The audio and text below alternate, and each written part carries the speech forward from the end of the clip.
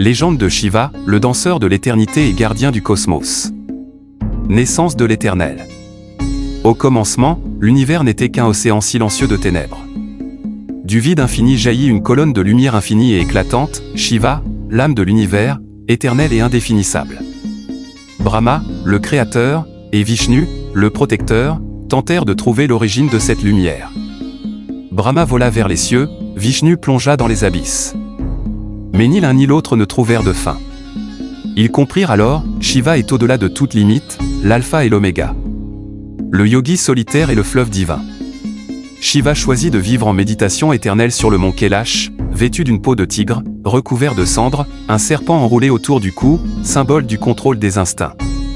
De sa chevelure jaillit le fleuve sacré Gange, dompté par sa puissance, offrant vie et purification à la terre. Dans sa main, il tenait le Trishula, le trident, symbole des trois forces cosmiques, création, préservation, destruction. La blessure du cœur, Sati et le feu du deuil. Autrefois, Shiva avait connu l'amour avec Sati, sa première épouse. Mais leur bonheur fut brisé lorsque Sati, outragée par l'insulte de son père envers Shiva, se jeta dans les flammes sacrificielles. Fou de douleur, Shiva porta son corps à travers le monde, et sa peine était telle que l'univers tremblait. De cette douleur naquit le Rudra, le côté féroce de Shiva. Parvati, l'amour et la dévotion. Le monde s'obscurcissait dans l'absence de Shiva, jusqu'à l'arrivée de Parvati, la réincarnation de Sati. Elle médita des années pour gagner l'amour de Shiva.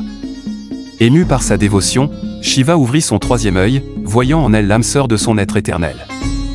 Ainsi, ils s'unirent, formant la parfaite symbiose, Shiva, la conscience, et Parvati, l'énergie, deux moitiés d'un même tout. Les enfants divins, Ganesh et Kartikeya. De cette union naquirent deux fils. Ganesh, le dieu des commencements. Un jour, Shiva, ne reconnaissant pas son fils, le décapita dans un élan de colère. Devant la détresse de Parvati, il ressuscita Ganesh en plaçant sur son corps une tête d'éléphant, faisant de lui le gardien des passages et des obstacles. Kartikeya, le guerrier céleste, fut conçu pour vaincre le démon Tarakasura. Avec une lance flamboyante, il mena les armées célestes à la victoire, devenant le symbole du courage et de la stratégie. Le poison Alahala, le sacrifice universel. Lors du barattage de l'océan de lait, Samudra mentant, Dieu et démon cherchèrent le nectar d'immortalité, Amrita. Mais, avant l'élixir, surgit un poison mortel, le Alahala, si toxique qu'il menaça de détruire l'univers.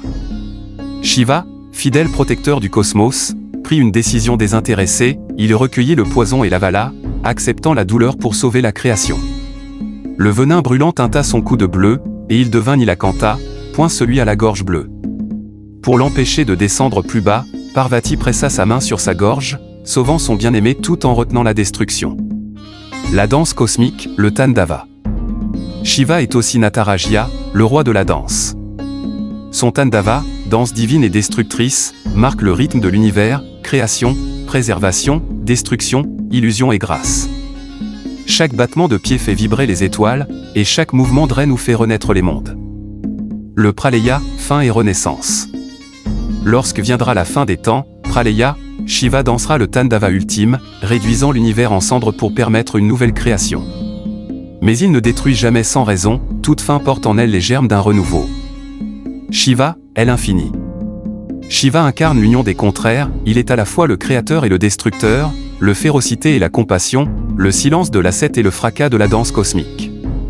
Il nous enseigne que, dans le cycle éternel de la vie et de la mort, le vrai pouvoir réside dans le sacrifice, l'équilibre et l'amour.